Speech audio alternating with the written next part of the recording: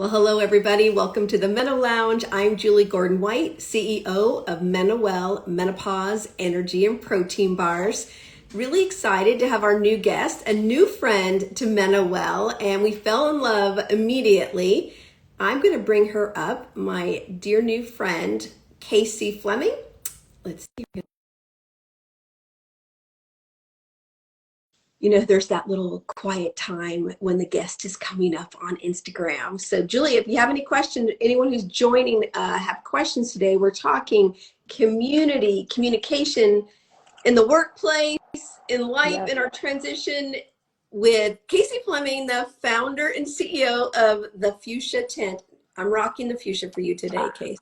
I am loving it. I feel like this is such synergy in our clothing here. We're like matching. I've got the fuchsia lip. You've got the fuchsia sweater. We're all We're fuchsia. doing all the things, but not too much of a sweater, just a light little thing because it's still going to be, it's cool here in the Bay Area, but it's going to get hot really, really fast. So good to see you coming to us all the way from the East Coast. Yeah.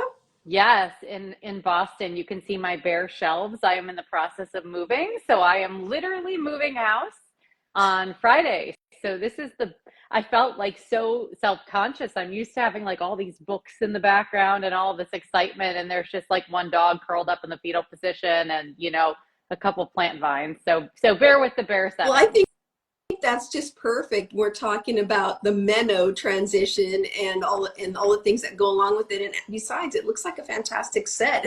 It looks so amazing. I wasn't even sure if it was the real deal. And I see Carrie has joined us. Hey, Carrie Gran, our mutual favorite friend over there. So let's jump into it. Yeah. So you started the Fuchsia Tent, but let's go back a bit. Tell us about your background. I know you come from biopharma. You have a passion about well-being.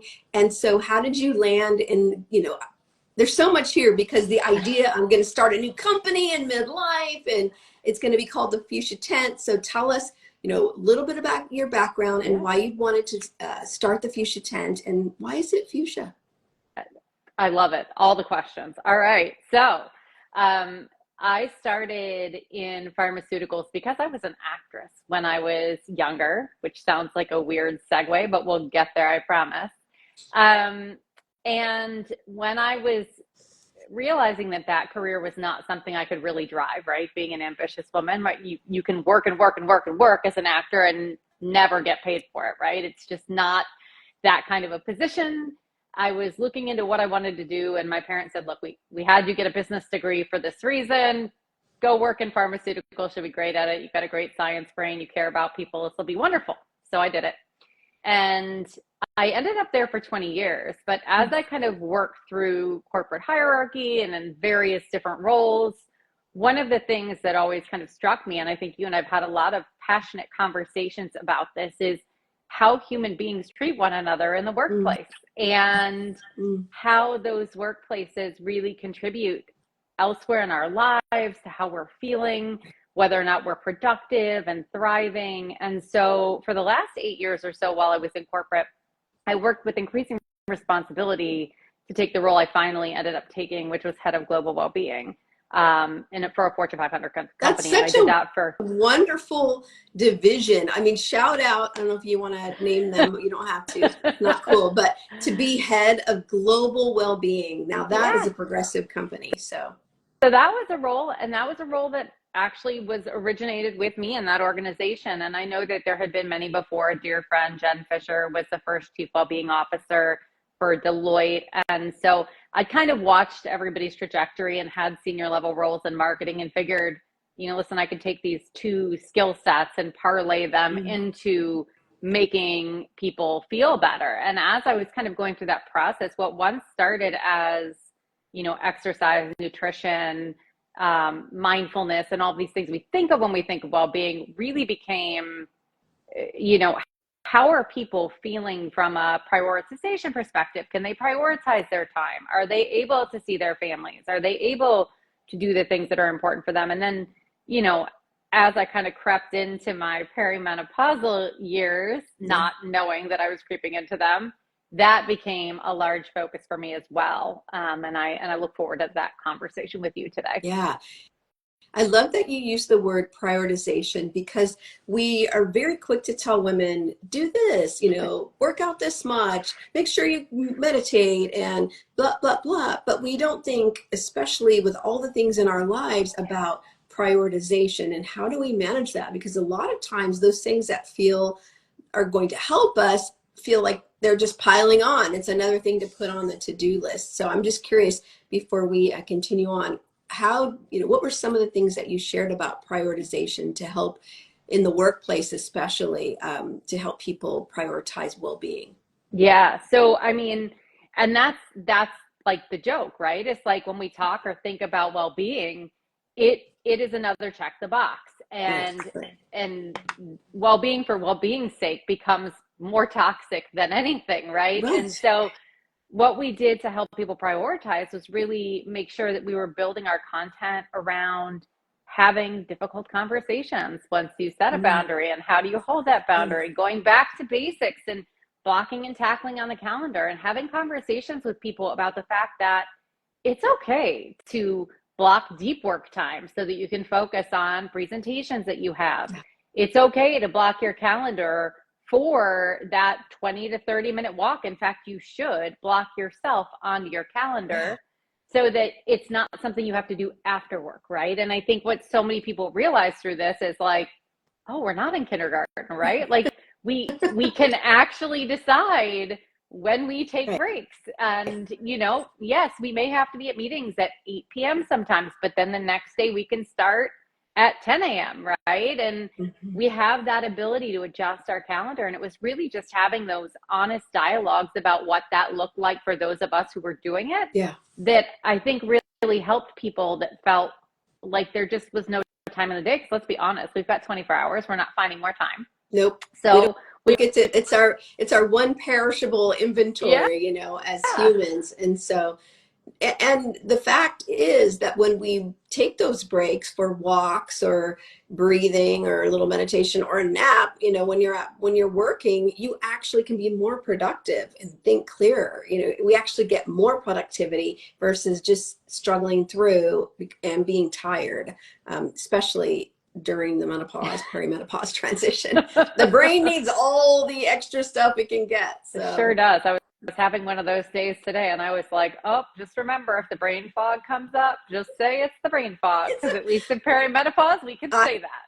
So I love that. My old coaching self, I just say, whatever you're experiencing, call it out. Like, you don't have to be ashamed of that's it right. or just act like it's not there. It's like, whoo, I am having a hot flash right now. Or whoop, power surge, brain fog. Just say it. It just takes all the juice and charge out of it for anybody else in the room, but mostly for yourself. So, all right, 100%. talking about the workplace, what are the challenges that you've noticed and with your new community and then your previous experience with women in perimenopause in Yeah. the workplace? What are they telling Yeah. you?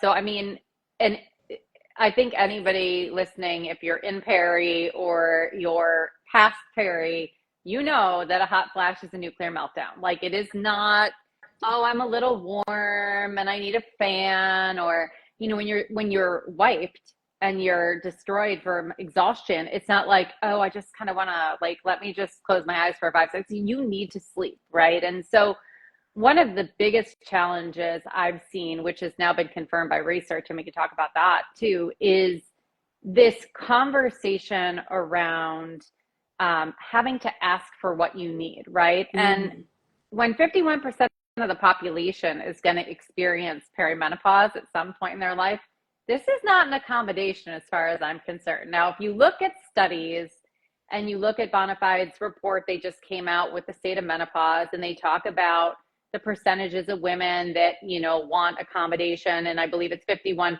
want increased, but 76% currently have nothing.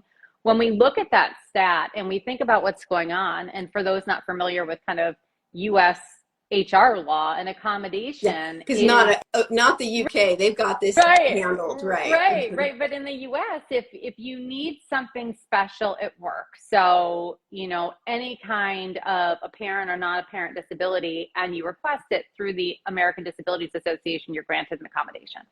So women in the United States really want increased accommodations. And at the same time, when you want those, you have to ask for them. Mm-hmm. And with a topic like menopause that is still stigmatized, especially in the workplace, it's really, really, really challenging to have those conversations. And yeah, maybe your first tier manager is also a woman or a really empathetic male who has, had experience with menopause, or you're dealing with someone that's non-binary, that's open and wants to have the conversation. Yeah.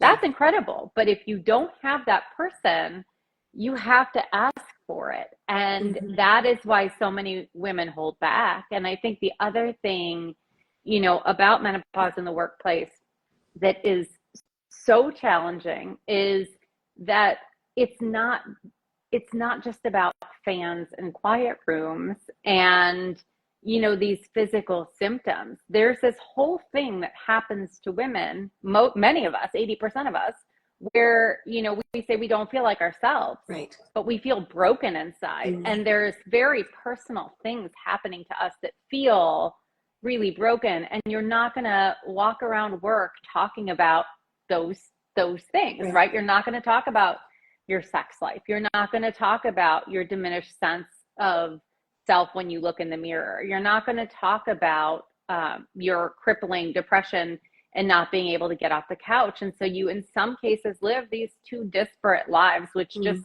sets you up to not feel like your best self. And one last thing I really want to say about this, because I saw this stat and this was really staggering to me. And I remember being a young woman and not recognizing this in other women. And I wish I could go back in time and change myself, but now I know better, so I'll do better. And that's 48% of women believe that women in perimenopause and menopause are less productive and less stable, that we're viewed as less productive and less stable. Now, if you and me, if we're sitting here thinking that we're being viewed as less productive and stable, how's everybody else viewing us, right? And so we carry that kind of shame and pain around with us when we already put so much on ourselves. So those are That's a lot, some of the challenges. Kacy. Sorry, I just depressed everybody. Wah, I'm sorry, wah, IT's wah. all crying. Everybody's stressed now. Well, we're going to bring this back up to the opportunities here, because the good thing is that there's always two ends of a stick, right? So let's just be real. And I have to say, the word accommodations, that's very triggering for me, because we need to accommodate a life stage, a normal process. And then I love that you called out, then you have to ask for an accommodation. That just puts us right back into the whole place of asking for permission to be our normal selves. And that is not okay. So we've got to work on some languaging around that, because I also saw in the Society of Human Resource Management that benefits for menopause are one of the top 3 trends, right, of what women in the workplace are asking for. So we need to rebrand that, remessage it. It's just a women's health benefit, something like that, because it's kind of like, oh, I can't wait. Excuse me, can I take time off for my colonoscopy? Like, we don't need to say that unless you want to. We need those, so don't freak out about it. But you know what I mean. Totally. And it comes down to just normalizing this, right? And we're a long way away from it. Obviously, there's policy changes that have to happen. There's great B2B companies that are in corporations right now talking about menopause and making things better for women, but we do have a long way to go. A long way to go. All right, but there's some things that have happened, and there are some opportunities with this challenge. So in the workplace, what do you see are the opportunities for women going through perimenopause and having these symptoms or feeling this way about themselves? How can it be better? What are those places that companies or managers can go, or women themselves? Well, obviously I'm going to plug the Fuchsia Tent, because it is a wonderful place for women to go. And I think an interesting thing from the same study I quoted earlier is that 70% of women receive most of their menopause education either online or through their communities, which is a wonderful thing. And that's really why we started the Fuchsia Tent, was to create clarity, simplicity, access, and support for all who need it or seek it in the menopause transition. But not everybody will have access, or everybody should have access, but not everybody wants the Fuchsia Tent. Everybody wants something different. So there are a lot of places. I mentioned The B2B companies like MIDI Health, Maven, Carrot, lots of employers have these solutions. And with these solutions, there's coaching, there's different forms of care. You can see a reproductive endocrinologist, which can be very difficult for many people to see, even with great health insurance. So that's a huge boon. But for those companies that are smaller that don't have those plans, you also have your employee resource groups, right? And I know employee resource groups aren't a perfect solution, but I've seen them be really effective in organizations when they're well organized and they create a space for people to talk. I think one of the opportunities that gets me most excited and the things that, you know, makes me smile every time I open my LinkedIn is when I post about menopause. Every once in a while I'll lose a follower or two, probably somebody that didn't want to hear me talk about that. Oh, well. But then, yeah, right. The number of men that yes, and my posts that share the posts with their partners, that talk about their colleagues that are going through this, the number of younger women who are not yet going through this that have come to me and said, thank you so much. I never would have known this. Like, now we're all starting to talk about it, and you see millennial pause coming up and like zennial pause, and everybody's talking. And that, I think, is where this change starts. It starts with education. It starts with conversation. And it starts with acknowledging that it is okay that women or men are different, right? Like, one of us can deliver babies and one of us cannot. I don't know why this is a complex topic for Newsflash. Right. Like, obviously we're different. That doesn't mean that one sex is more or less competent. But I think because of the way that, you know, our generation kind of worked, it was like, you had to be tougher than men. You had to be men, and you had to, you know, not show any femininity or any sort of differential between yourself, or you were out of the workplace. Well, I know and when I was in corporate back in the day, and I've been an entrepreneur for a really long time, but we had to wear pantyhose and skirts. Oh, like, I remember when that went away. I'm really super dating myself, but that was a big deal. Like, woohoo, we don't have to wear pantyhose. I was in the hotel industry where, you know, everything is so buttoned up. Like, wow, that is crazy. So this is just another part of that necessary shedding transition into accepting women for who they are and really amplifying. Okay, so I cheer those companies that are putting their toe, because it's still a toe in the water, around benefits for women in their perimenopause, menopause, postmenopause transition. But Kacy, communities. So you've talked about the Fuchsia Tent, which is really cool that you started, but why do we need so much community? And you know, that's what I hope that this Meno Lounge is about, is that we have this online community of women that come and watch, and men who want to be in the know. And so tell us about why community is important to you, and how the Fuchsia Tent is a little bit different in community than maybe some of the other communities that are there. Yeah.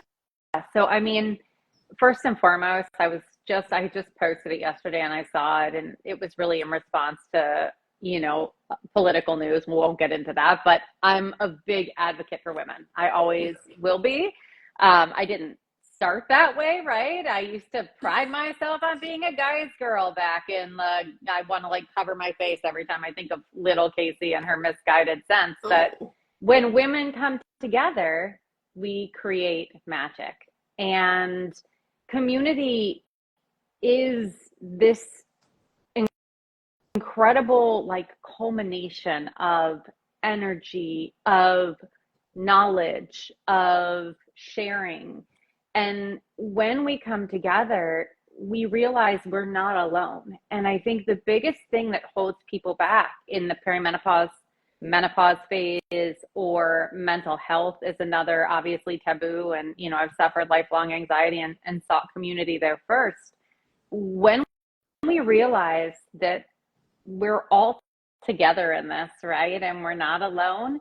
Exactly what you said at the beginning of this conversation takes place, where we're like, oh yeah, ooh, I'm having a hot flash, or ooh, that is an interesting panic sensation that I'm suddenly creeping in my chest, right? Now, nobody's looking at you like, what is she doing? Why is she like sweating? And like, why is she starting to like, what's wrong with her? Yeah. That's right. We know that we're supported and that people have our backs. And when I think about how the Fuchsia 10 is different, I was very deliberate in creating a virtual community because working women, and all women, but working women in particular, have, we talked about the prioritization issue and time. I wanted something that was kind of cataloged so that women would have on demand or live, you know, in the virtual setting so that they could really choose what they wanted to engage with. I went with Mighty Networks platform because it offered the ability to have all of these great threads where if you want to sign up for them, you can hear what's going on and somebody's eating. If you don't want to hear what somebody's eating, you're not a part of that conversation. And it allows people to really tailor their experience. There's also happy hours, there's group coaching, there's expert webinars. We just had MIDI. We're having Become Clothing About. You're going to be there next month. This is a way for us to bring the kind of content that is happening in pockets around the United States at kind of curated dinners and in groups that are really involved in menopause into the mainstream so that everybody has access to it. And that was really the big differentiating factor for me, was making sure that the price point was accessible, that if you couldn't afford anything, the website had free information on it, that nobody was left out in the dark, that everybody could participate. So I love that. And it's beautifully curated. So if you haven't already, go to thefuchsiatent.com. yeah. Yeah. F-U-C-C-A. Like, Kacy, remind me how to spell F-U-C-H-S-I-A. Oh, I know. See, I still am saying it wrong. So no one gets it right. F-U-C-H-S-I-A. I had to look it up like 20 times when I named it. Wait a minute. There's something in there that F-U-C-A. H-S-I-A. There you go. Fuchsia 10. That's how we can remember. F-U-C. Oh, yeah. Okay. Now you've got it for the rest of your life. You'll never forget it again. I'll never forget it now. I love it. Okay, so why fuchsia? I have to ask you that. It's very specific. Besides, it's a gorgeous color. Go ahead. Yeah. So I am obsessed with the color. I love the fuchsia flower. So many people are familiar with the book, The Red Tent. It is obviously a biblical book about, you know, women's traditions, wise women's traditions. And, you know, red to me felt like a color. Number one, it's a book, so I didn't want to steal that and have to deal with copywriting of all of that. But more important than that was when I started researching shades of pink or purple. Fuchsia stood for vivid. Fuchsia stood for vibrant. And when I think about my dreams for menopause, right, and how we talk about this phase of life and what is on the other side of kind of the pain and figuring it all out, is this vibrant reclamation of our lives as women and who we're going to be for, fingers crossed, right, knock wood, the next half of our lives. And so it just made sense. It actually came to me in a dream. Not everyone's going to like tune out now and be like, okay, no, I love that. Woo-woo. You know, I love things like that, because that is where all the good stuff comes, you know, when we're not thinking so much, right? When there's actually space. So keep going. Yes, tell us.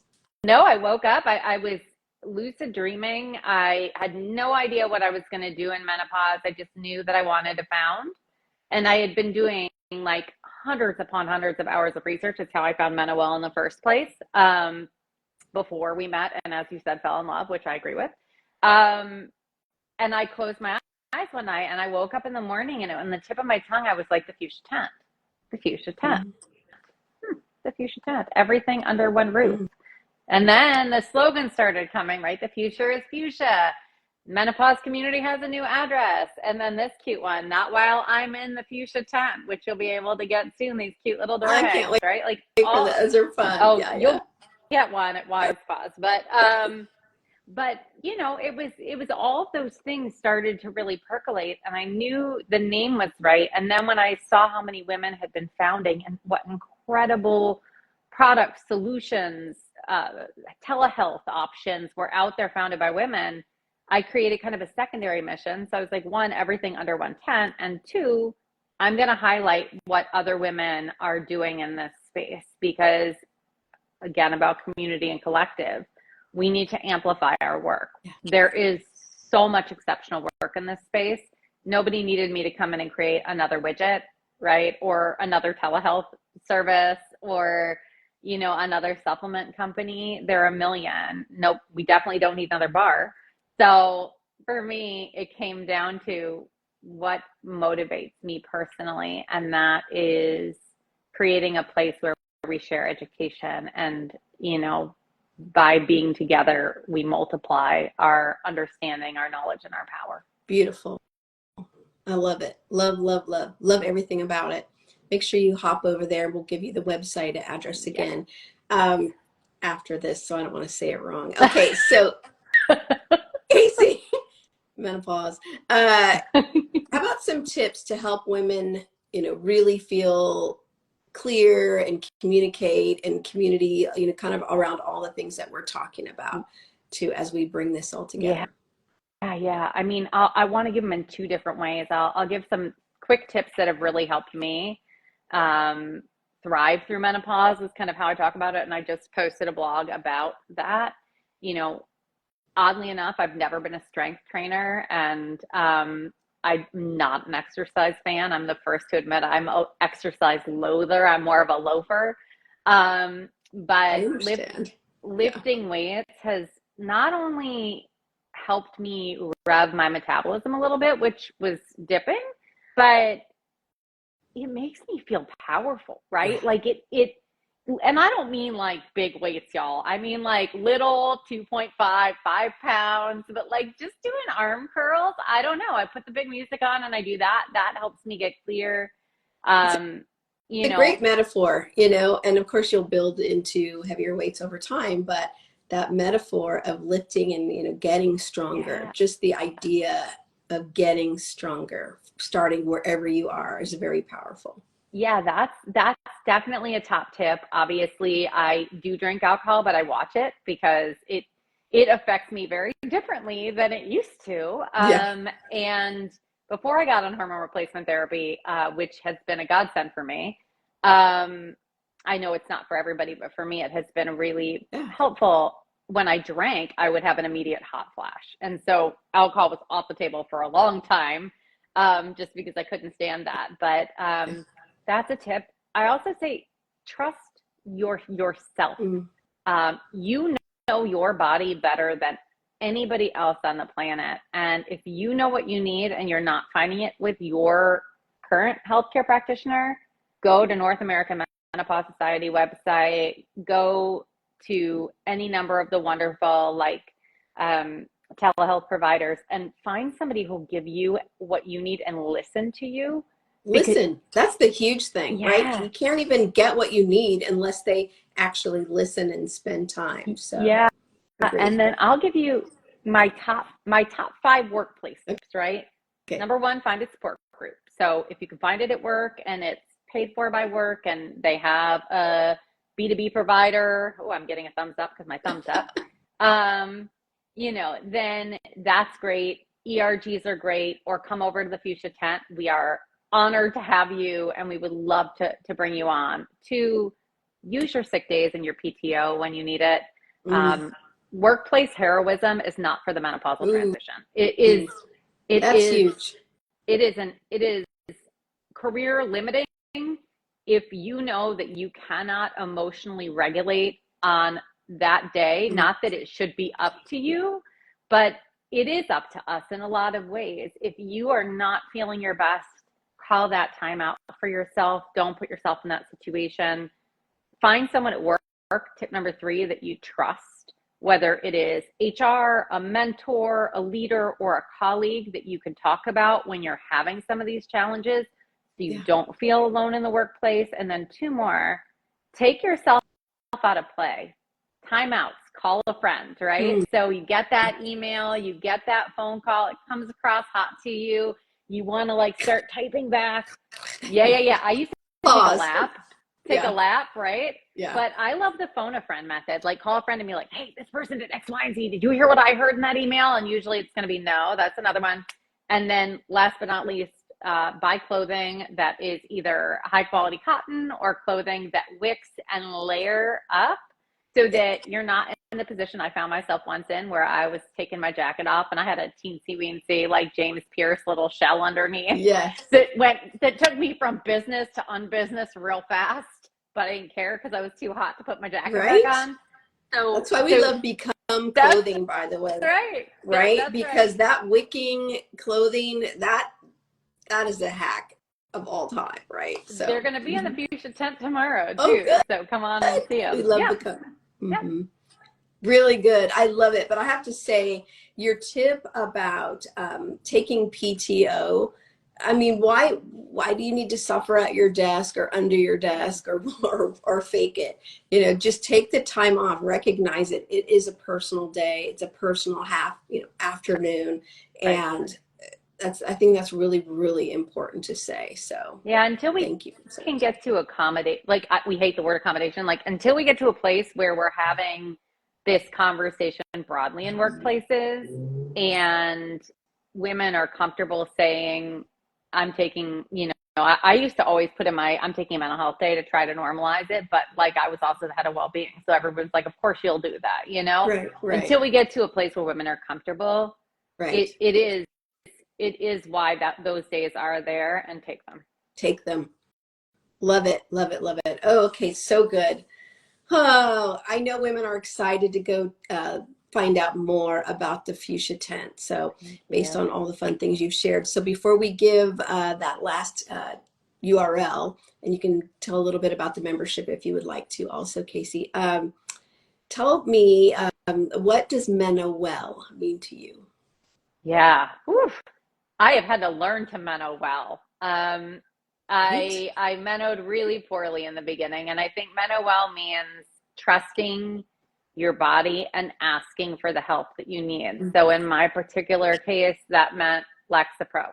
That meant hormone replacement therapy. That meant watching what I put in my mouth from a food and alcohol perspective. That doesn't mean I don't eat peanut M&Ms periodically and drink, right? I'm human, but it meant taking really good care of myself. It means bringing MenoWell bars with me when I know I'm going on a work trip, so I have something nourishing that I can snack on at all times. It's not going to make me feel like garbage, right?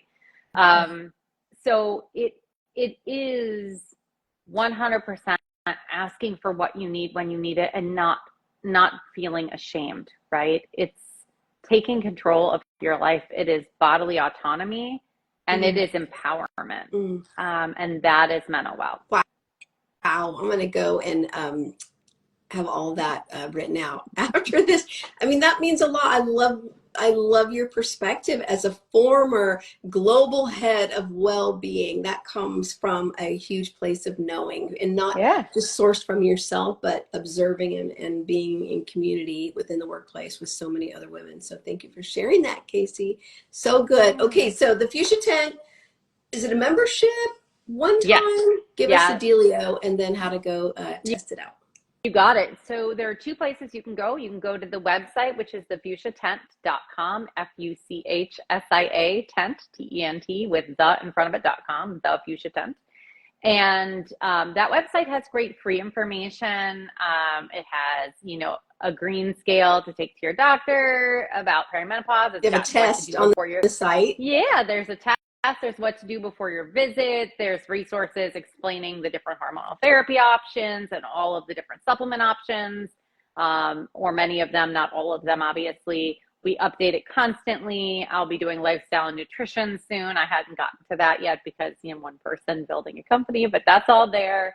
And then the fuchsiatent.mn.co. It is a Mighty Network community, so you can just always go to Mighty Networks and look up the Fuchsia Tent. It is a membership. It is $35 a month or $350 for the year.